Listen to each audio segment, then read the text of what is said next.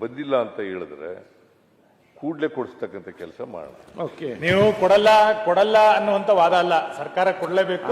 ಒಂದು ನಿಮಿಷ ಸರ್, ಕೊಡಲ್ಲ ಅಂತಲ್ಲ, ಸದನದಕ್ಕೆ ಸುಳ್ಳು ಹೇಳಿದ್ರಿಂದ ಸದನಕ್ಕೆ ಇದು ಹಕ್ಕುಚ್ಯುತಿ ಆಗಿದೆಯಾ ಅಥವಾ ಸದನಕ್ಕೆ ಅಗೌರವ ತೋರಿಸಿದಿರಾ ಅಂತ ಹೇಳಿ. ಯಾಕೆಂದ್ರೆ ನಾವು ಪದೇ ಪದೇ ಹೇಳಿದ್ವಿ, ನೀವು ಆಗಸ್ಟ್ ತನಕ ಕೊಟ್ಟಿರೋದು ಹೌದು, ಆದ್ರೆ ಫೆಬ್ರವರಿ ಮತ್ತು ಮಾರ್ಚ್ ಕೊಟ್ಟಿಲ್ಲ ಅನ್ನೋದನ್ನ ಅವರು ಸ್ಪಷ್ಟ ಹೇಳ್ತಾ ಇದಾರೆ ಅಂತ ಅಂದಾಗ್ಲೂ ಕೂಡ ಅದನ್ನ ಅವ್ರಿಲ್ಲ ನಾವು ಕೊಟ್ಟಿದೀವಿ ಅಂತ ಹೇಳಿದ್ರು. ಇದು ನೀವು ಹಕ್ಕುಚ್ಯುತಿ ತಗೋತೀರೋ ಅಥವಾ ಸದನ ದಿಕ್ ತಪ್ಪಿಸಿದಿರೋ ಅಂತ ಹೇಳಿ.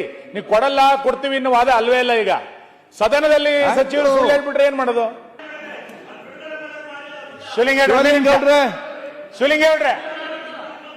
ಒಂದ್ ನಿಮಿಷ. ಶಿವಲಿಂಗೇಗೌಡ್ರೆ ಸರ್, ಮಾನ್ಯ ಅಧ್ಯಕ್ಷೆ, ನೀವು ಸಭಾಪೀಠದಿಂದ ನಮ್ಮ ರಕ್ಷಣೆಗೆ ಬರ್ಬೇಕು, ಸದಸ್ಯರ ರಕ್ಷಣೆಗೆ. ನಾವು ಈ ಸದನವನ್ನ ಅತ್ಯಂತ ಗಂಭೀರವಾಗಿ ತೆಗೆದುಕೊಂಡಿದೀವಿ. ನೀವು ಪ್ರಶ್ನೋತ್ತರ ವೇಳೆಯಲ್ಲಿ ಸಚಿವರು ಬರಲ್ಲ, ನಮಗ್ ಸಿಗುವಂತ ಒಂದು ಅಪರೂಪದ ಪ್ರಶ್ನೆಯನ್ನು ಕೇಳಿದಾಗ ಸಚಿವರು ಇಲ್ಲಿ ಸಿಗಲ್ಲ, ಉತ್ತರನೂ ತಪ್ಪಾಗಿ ಕೊಟ್ಟಿದೆ ಅಂತಂದಾಗ ಯಾರ ರಕ್ಷಣೆಗೆ ಬರಬೇಕು? ನೀವೇ ರಕ್ಷಣೆಗೆ ಬರಬೇಕಾಗಿರೋದು. ಹಾಗಾಗಿ ಯಾರೋ ತಪ್ಪು ಮಾಡಿದರೆ ಸರಿ ಮಾಡಿದರೆ ಅನ್ನೋಕ್ಕಿಂತ ಹೆಚ್ಚಾಗಿ ಸದನದ ದಿಕ್ಕನ್ನ ಯಾರೂ ತಪ್ಪಿಸಬಾರ್ದು ಅಂತ. ಇದು ಮಾನ್ಯ ಮುಖ್ಯಮಂತ್ರಿಗಳು ಕೊಡಲ್ಲ, ಬಿಡುಗಡೆ ಮಾಡಲಿಲ್ಲ ಅಂತ ನಾನು ಹೇಳ್ತಾ ಇರೋದಲ್ಲ. ನೀವು ಸದನದ ಇರೋದು ಒಂದು ಕ್ವಶನ್, ಅವ್ರಿಗೆ ಮತ್ತೆ ಕ್ವಶನ್ ಬರುತ್ತಾ? ಹಿಂಗಾಗಿ ನೀವು ಸಚಿವರುಗಳು ಇರೋಂತ ಟೈಮ್ ಟೇಬಲ್ ಸಚಿವರುಗಳು ಬರಲ್ಲ, ಹಾಜರಾತಿ ಇಲ್ಲ. ಇಲ್ಲಿ ಉತ್ತರ ಕೊಟ್ಟಿದ್ದನ್ನ ಉತ್ತರ ಕೊಡಲ್ಲ, ಉತ್ತರ ಕೊಡಿ ತಪ್ಪು ಕೊಡ್ತಾರೆ. ಇದು ಸರಿಯಲ್ಲ. ಅದಕ್ಕೆ ಆ ಪೀಠದಿಂದ ಒಂದು ಎಚ್ಚರಿಕೆ ಕೊಡಿ. ಆಯ್ತು. ಈಗ